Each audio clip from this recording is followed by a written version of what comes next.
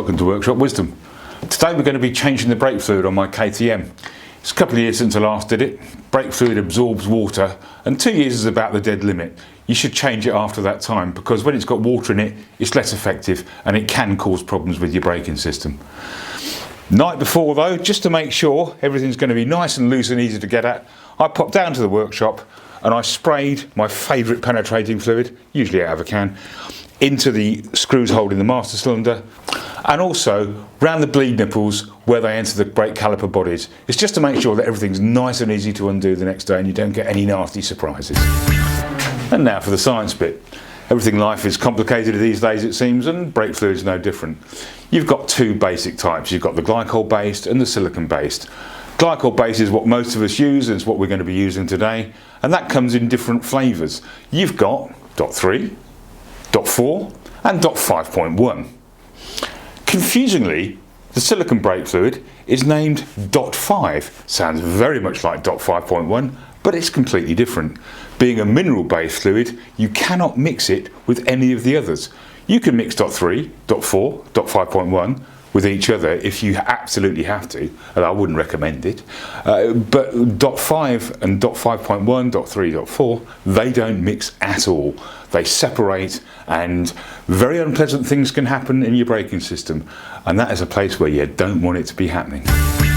Today we're going to be using this, which is an enhanced .4 racing brake fluid, much higher boiling point. So if you do track days or you ride like a bit of a natter, it's the choice to go for.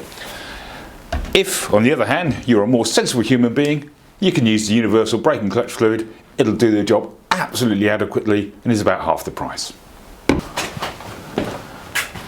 Brake fluid is horribly corrosive, so I've taken the precaution of draping a rag over the bodywork here and another rag around the wheel. I also carry a rag in my pocket to mop up accidental spillages as I go along.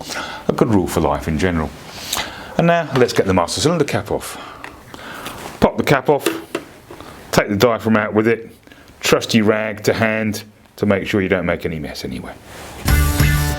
Okay, so that's the bike up in the air and we're going to start draining the fluid. But first, what is the difference between the two fluids we were talking about? Well, it's all to do with boiling points, and at this juncture I think we probably need the blackboard. So, we're interested in two boiling points. The dry boiling point, that's the boiling point when the fluid's fresh out of its container, and the wet boiling point, after it's absorbed about 3.7% of its volume as water, and that happens in about 2 years' time, which is why we use the 2-year mark for changing the fluid. The dry boiling point of ordinary .4 is 230 degrees. When it's absorbed 3.7% of moisture, it drops by 75 degrees to 155 degrees. These are all centigrade, by the way. The raised fluid, a little bit different, the numbers are much higher. 315 degrees dry, dropping by 120 degrees to 195 wet. So even when it's fully wet, the Pro Race is still better than the old .4. What happens when the fluid boils? Well, you can lose all your braking power, so that's why this change is so important. There are many uses for a vacuum pump. I'm going to use this item that I got from Venhill to pump out the old fluid and to bleed the brakes. Let's get the fluid drained then. Off with the dust cap, pop that in the box, open up the bleed nipple, and I like to unscrew it quite a bit, pop the cap on and then start pumping.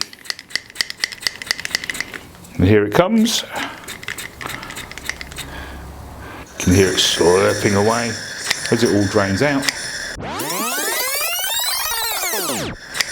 That's pretty much it. Off with the cap, do the bleed nipple up,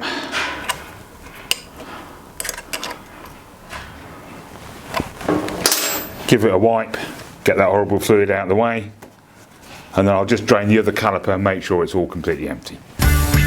Old fluid out, and now fresh fluid from a sealed container in, fill it right up to the maximum mark to start with, then grab hold of the lever, start pumping, let's try and get it through the system, and you can see the bubbles coming up. So we've got some fresh fluid in there, and now we're going to start bleeding the system through to get rid of the air, and we're going to start with the master cylinder. So I'm just going to slacken off the bleed nipple there. I'm going to attach the vacuum pump and pump away.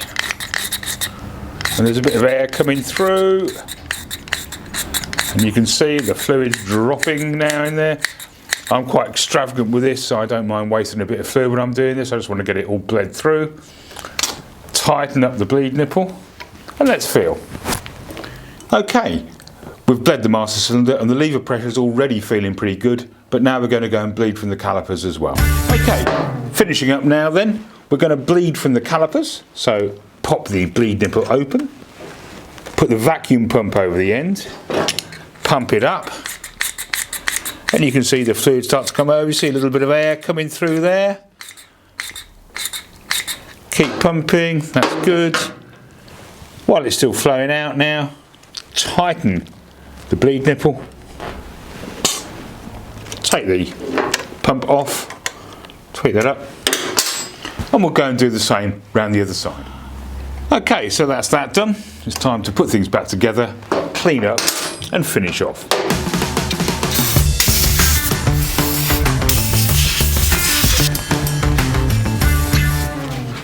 There's a diaphragm that sits under the master cylinder cap.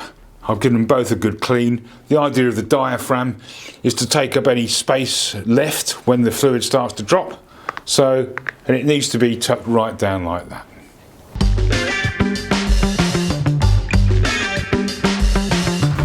Okay, we're done. We've topped up the master cylinder, we've put the cap back on, bit of copper grease on the screws to stop them seizing up, and we're good to go. Of course, you need to think about the back brake as well. Do it at the same schedule, it's the same procedure. That's it for this week. See you next time on Workshop Wisdom.